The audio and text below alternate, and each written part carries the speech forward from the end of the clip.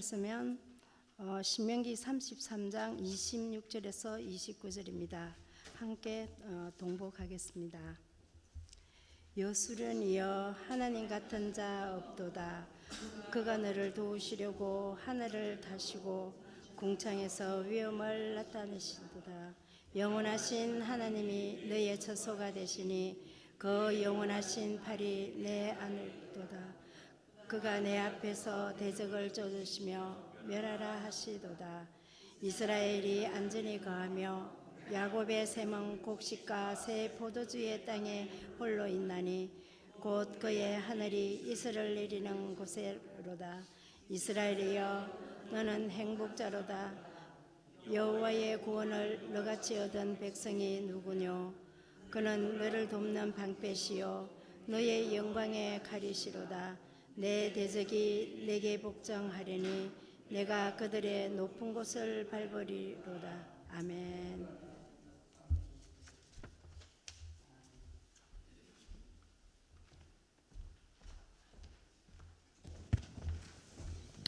할렐루야. 예, 오늘도 우리 말씀 듣기 전에 서로 인사 나누고 말씀 듣도록 하겠습니다. 엄지손가락 들고 오직 예수, 줄여서 오예, 우리 서로 인사하시죠. 오예, 오예, 오예. 예, 오직 예수님밖에 없습니다. 나를 구원하실 분은 오직 예수 그리스도 한 분밖에 없는 줄로 믿습니다. 할렐루야. 며칠 전에 개기월식이 있었습니다. 그 지구가 해를 가려서 달의 그 지구 그림자 때문에 달이 이렇게 안 보이는 그런 그 현상이죠. 근데 이게 몇백 년 만에 처음 나오는 현상인 게 그 천왕성이 또 그 뒤에 일직선으로 서가지고 천왕성도 이렇게 달에 가렸다가 또 이렇게 나오는 그런 현상이었던 거예요. 이게 굉장히 좀 신비로운 그런 그 현상이었습니다. 예. 근데 한국에서도 보니까는 그거를 막 중계를 하는데 유튜브에서 보니까 막 실화한 거 중계를 막 다 해요. 근데 저는 이제 보니까 아침 시간이에요. 저희는 아침 시간인데 이제 그거를 이렇게 좀 봤거든요. 잠깐 보는데 그 중계를 쭉 해요. 이렇게 그 달이 이렇게 그림자 쭉 지면서 이렇게 안 보이고 어두워지고 하는 거를. 근데 거기 보니까 댓글들이 이제 쭉 올라오는 거예요. 댓글들이 이제 실황이니까. 댓글들이 주로 뭐냐? 소원이에요, 소원. 이게 신비로운 그런 현상을 보니까 다들 막 소원을 비는 거예요. 이렇게 소원 비는 것들이 그런 거잖아요. 가족들의 안전과 또 행복, 그런 것도 있고, 또 시험 잘 보게 해달라고, 취직하게 해달라, 누구는 이제 여자친구 생기게 해달라, 그런 것도 있고요. 누구는 또 몸매 비율을 좋게 해달라고, 그런 좀 그냥 황당한 글들을 막 올리는 거예요. 누구는 또 그러더라고요. 머리카락이 나게 해달라. 근데 그 중에서 또 누구 하나는 그래요. 여기에 댓글 다는 사람들 소원 다 취소시켜 주세요. 네, 그렇게 하죠. 근데 제가 이렇게 보니까요, 대부분이 아주 압도적이라고 해야 되나요? 많은 부분을 차지하는 게 뭔지 아세요? 복권 당첨. 복권 당첨이에요. 복권, 로또 당첨되게 해주세요. 당첨되게 해주세요. 그거를 많이 올리더라고요. 네. 우리도 여기 얼마 전에 파워볼, 네. 금액이 얼마였죠? 2 빌리언. 와, 엄청난 겁니다. 20억 불. 한국으로 하니까는 거의 3조 가까이 되는 거예요.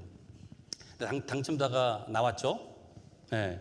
또 저는 그 금액이 상상도 못하는 금액입니다. 네? 3조? 저는 그걸 보면서 만약에 제가 걸리면 무서울 것 같아요. 네, 저는 그 생각이 먼저 들더라고요. 완전히 바뀌는 거잖아요. 그 큰 돈이 갑자기 생기면은 여러분들이 저를 가만두겠습니까? 네?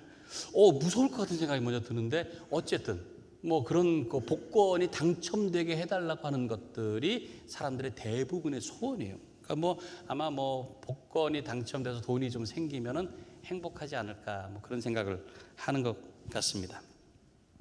행복을 돈으로 살 수 있을까요? 행복을? 네, 일단 그 살만한 돈이 없죠, 일단. 예. 근데 돈이라고 하는 것이 그래요. 없는 것보다, 아예 없는 것보다 있는 게 낫습니다. 실제로 이 돈이 좀 많아지면서 행복감이 늘어난대요. 행복감이. 돈이 많아지면서. 근데 어느 정도 되고 나면은 그 행복감이 계속 많아지진 않는다는 거예요. 이 미국의 그 프린스턴 대학교에서 연구를 했습니다. 연구를 했는데 2010년도에 연구를 한 거예요. 연구를 했는데 소득과 행복의 상관관계라는 것을 연구를 했습니다. 소득에 따른 행복이 얼마큼 되는가. 그래서 이제 그래프로 쭉 이렇게 했는데 이 1년 소득, 그러니까 연봉이죠. 연봉이 오를수록 행복이 쭉 오르는데 7만 5천 불 정도가 딱 되고 나니까 그 행복감이 거기서부터는 그래프가 이렇게 원만해지는 거예요. 네, 그러니까 7만 5천 이상 된다고 해서 행복감도 같이 올라가진 않는다. 그 정도만. 그러니까 왜 그런가? 7만 5천 불 정도 되면은 어느 정도 필요한 것들을 다 가지게 된대요. 어느 정도. 그렇기 때문에 더 이상 거기에서 행복감이 막 늘진 않는다. 물론 뭐 10만 불, 20만 불 되면은 좋을 수는 있겠죠. 더 좋을 수는 있지만 행복감이라고 하는 거, 돈 때문에 생기는 행복감은 거기서 멈추고요. 다른 것으로 인해서 행복감이 생긴다는 거예요. 행복의 요인이 돈이 아니라 다른 것 때문에 생긴다는 거예요. 다른 것. 그러니까 돈이 곧 행복이다? 그건 아니라는 거죠. 돈이 곧 행복이다. 적당히 있으면 되고요.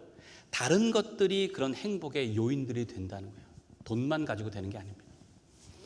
그래서 돈이 많은 부자들이 보면은 행복해 보여요? 네? 돈 많은 부자들이 행복해 보입니까? 보니까는 뭐 얼굴 인상들이 다 그래 보이진 않아요. 부자들 얼굴 보면은 고민이 많은 것 같아요. 근데 보니까 그들을 이렇게 조사를 해보면은 행복하다고 하는 그 행복감이 오히려 그 잠시뿐이라는 거예요. 잠시뿐이고 거기서 오히려 자기 자신을 공허하게 만든다는 거예요. 실제로 돈 많은 사람들, 이 부자들이 공통적으로 느끼는 감정이 있는데 뭐냐? 외로움이에요. 외로움. 그러니까 돈이 많으니까 사람들하고 같이 어울리기가 쉽지 않는 거예요. 어울리기 쉽지 않은 거예요. 그러니까 뭔가 자꾸 이렇게 좀 다르게 취급받게 되고 다르게 되다 보니까 거기에서 결국 혼자 남을 수밖에 없다는 그런 외로움, 우울감, 이것이 많이 생긴다는 거예요. 부자들이. 그러니까 여러분들 돈이 이제 많아지면은 외로워지기 전에 저한테 다 주세요. 네. 외로워진다는 거예요. 그러니까 돈이 많다고 해서 반드시 뭐 점점 더 계속 행복해지는 것은 아니다라는 거죠. 인간이라고 하는 것은 완전할 수가 없습니다. 그러니까 어떤 것 하나가 딱 채워지면은 그게 다 될 것 같은데 다른 것이 또 필요해요.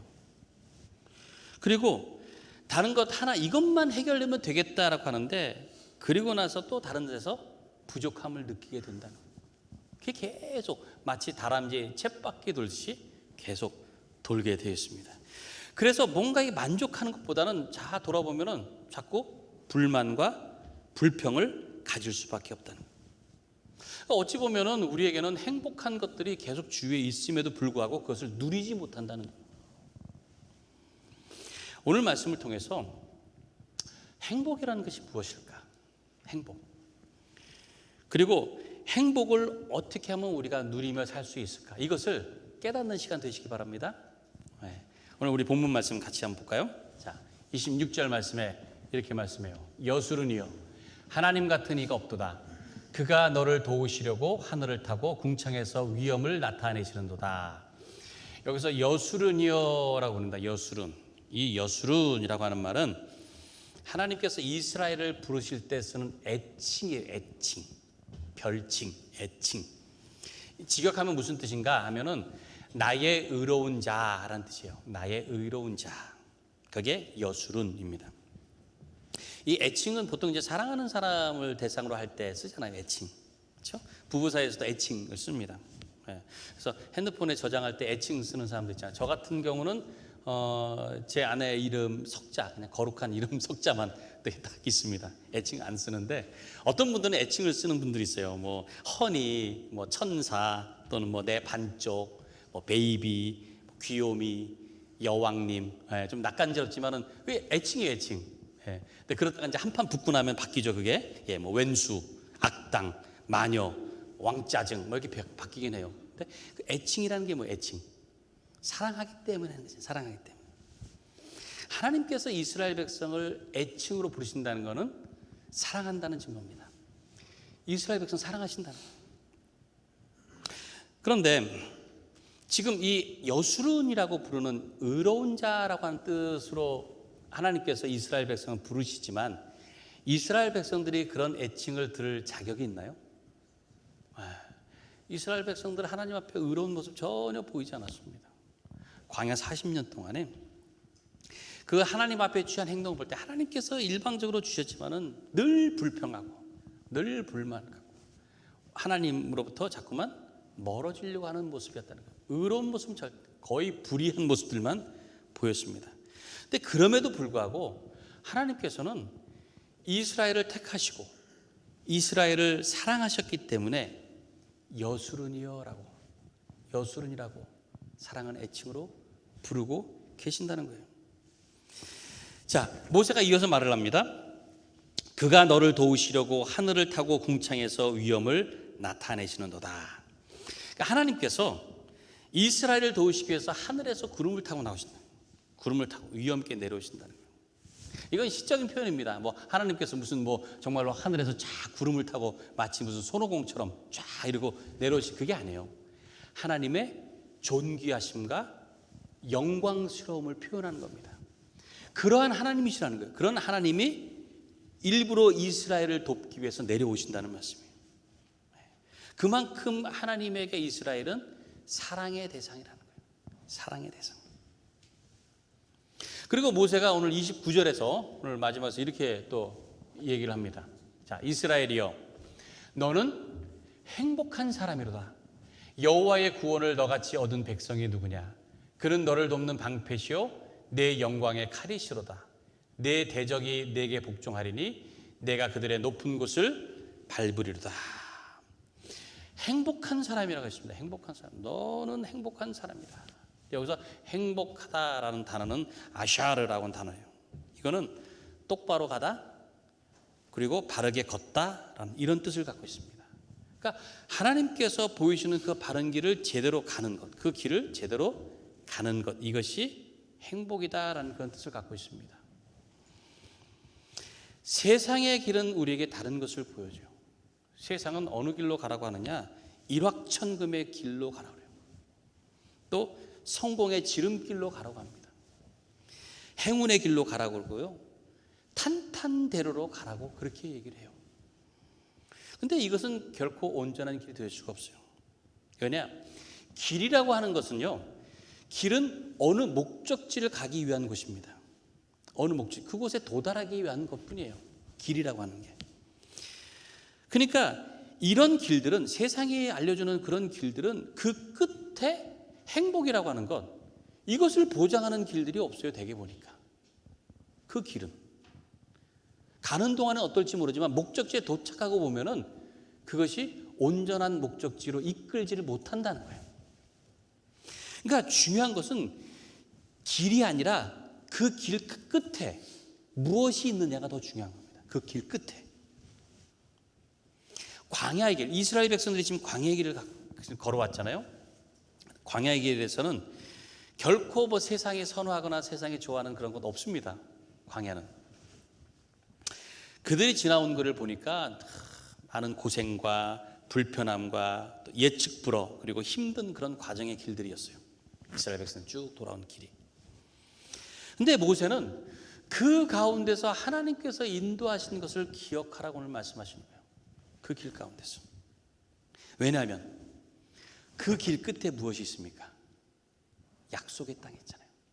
하나님께서 허락하신 젖과 꿀이 흐르는 생명의 땅이 그 길 끝에 지금 있는 겁니다.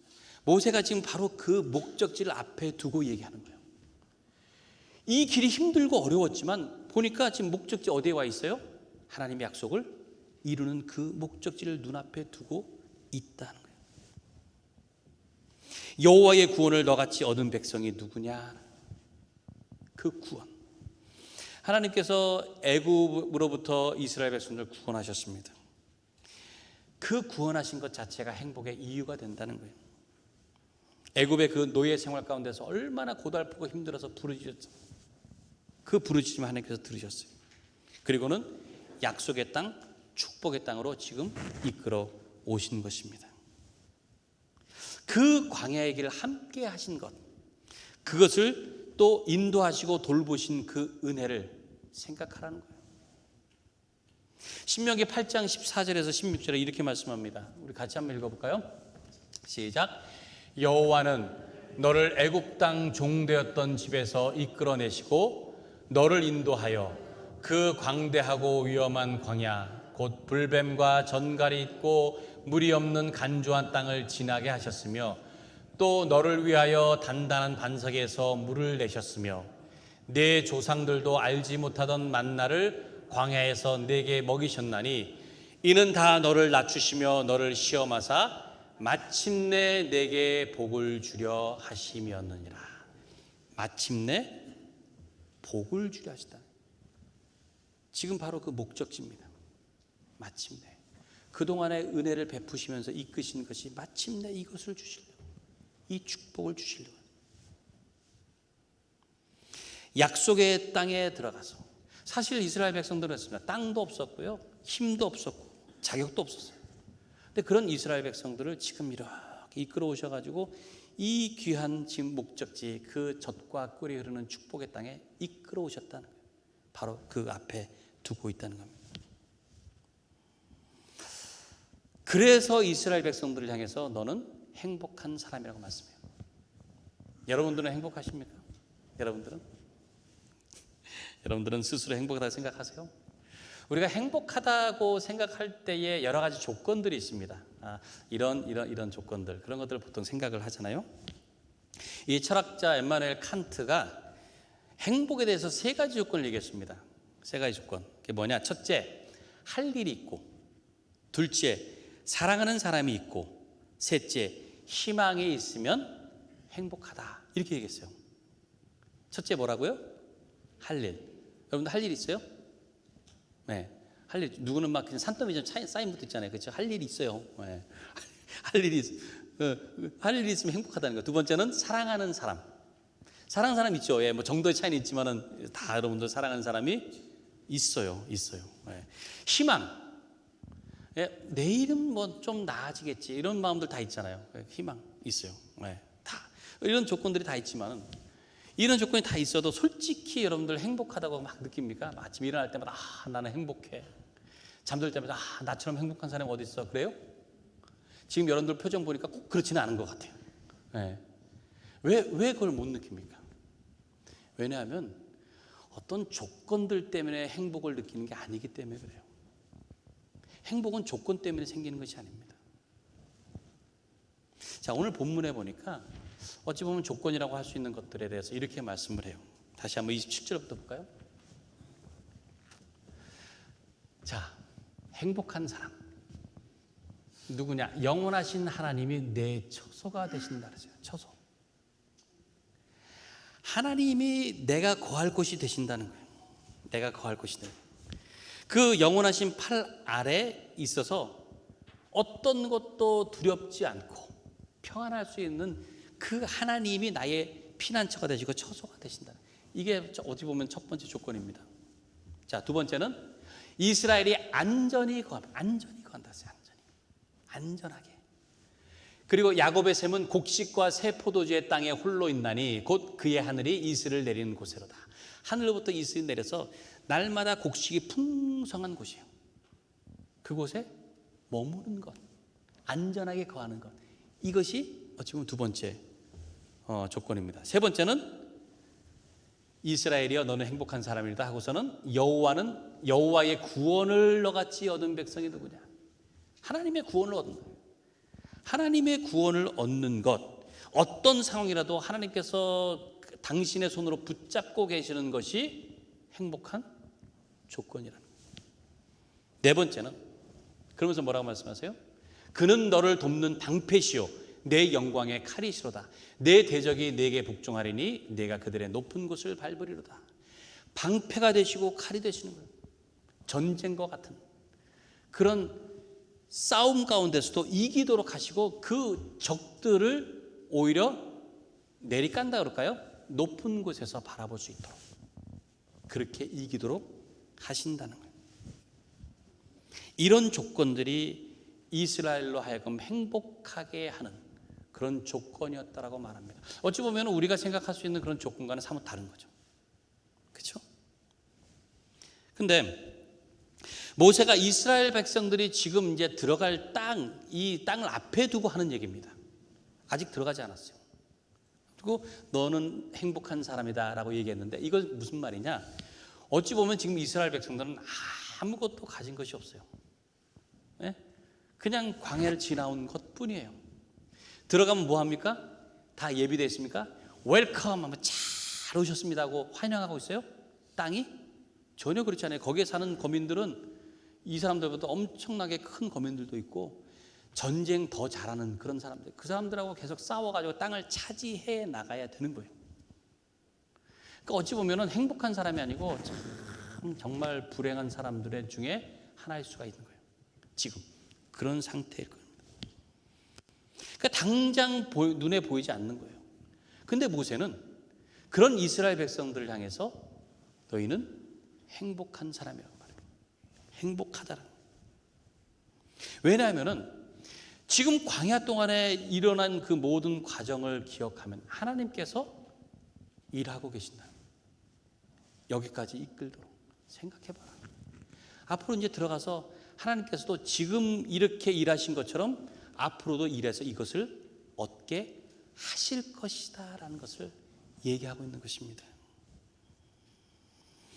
내가 행복한 것 다른 것 때문이 아닙니다. 바로 하나님의 구원과 하나님의 돌보심과 인도하심이 있기 때문인 줄로 믿습니다. 그것 때문에 행복한 거예요. 어떤 조건을 따라 행복을 추구하는 사람은 그 조건이 바뀌면은요 행복감도 사라져요. 그거는 일시적일 수밖에 없고요, 잠깐의 만족일 수밖에 없습니다. 행복한 사람은 조건을 보지 않는 거예요. 무엇을 보느냐? 하나님만 봅니다. 하나님만. 시편 73편 25절에 시편 저자가 이렇게 고백을 합니다. 현대인의 성경인데요, 우리 같이 한번 읽어볼까요? 시작. 하늘에서는 나에게 주밖에 없습니다. 내가 주와 함께 있는데 이 세상에서 무엇을 더 바라겠습니까? 여러분들의 고백이 되길 바라요. 내가 하나님이 계신데 무엇을 더 바라겠습니까? 오직 하나님 한 분만으로 만족하고 행복하다. 왜? 하나님에게 모든 행복의 조건이 다 있기 때문에 그래요. 그분만 있으면 되는 거예요. 그분만 있으면.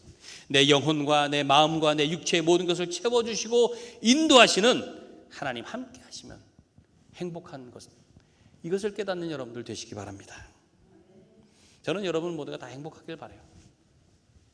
광야 같은 세상, 참 힘들고 어려운 그런 생활, 어찌 보면 아무것도 보이지 않는 그런 상황일 수 있어요. 요즘 세상은 고자 세계로 표현한대요. 고자 세계. 고통, 고단, 고독, 이거랍니다. 그래서 요즘 3고 세대라고 얘기를 하더라고요. 고가 세 개요, 세 개. 왜 그러느냐? 청년들은 희망이 없기 때문에 고통스럽대요. 중년들은 쉬지 못해서 고단하답니다. 그리고 노년들은 무관심 때문에 고독하다 그래요. 고통, 고단, 고독, 이렇게 쓰리고, 우리가 그런 시대를 살고 있습니다. 세상은 모든 상황들이 우리가 원하는 대로 되지 않아요. 힘들고 어렵고 불편하고, 어찌 보면 광야 같은 그런 상황이지만 우리가 가는 길은 약속의 땅 천국을 향해서 가는 길인 줄로 믿습니다. 지금은 보이지 않지만, 지금은 이루어지지 않았지만 언젠가는 반드시 이루어지는 것이다. 그 길에서 하나님께서 함께 계시고 하나님 인도하심을 믿는 믿음으로 행복을 누리는 여러분들 되시기 바랍니다. 그 믿음이 우리를 행복하게 하는 거예요. 그 소망이 우리를 행복하게 하는 것입니다. 오늘 이 시간에 우리가 함께 예배하고 그리고 하나님 말씀에 귀를 기울이는 저와 여러분이 바로 행복한 사람인 것입니다. 어떤 조건들이 만족스러워서 행복한 것이 아니고 행복하기 때문에 조건들이 만족스러워지기를 바랍니다. 그래서 하나님 한 분만으로 행복하다는 것을 진정으로 깨닫는 여러분들 되시기 바라요.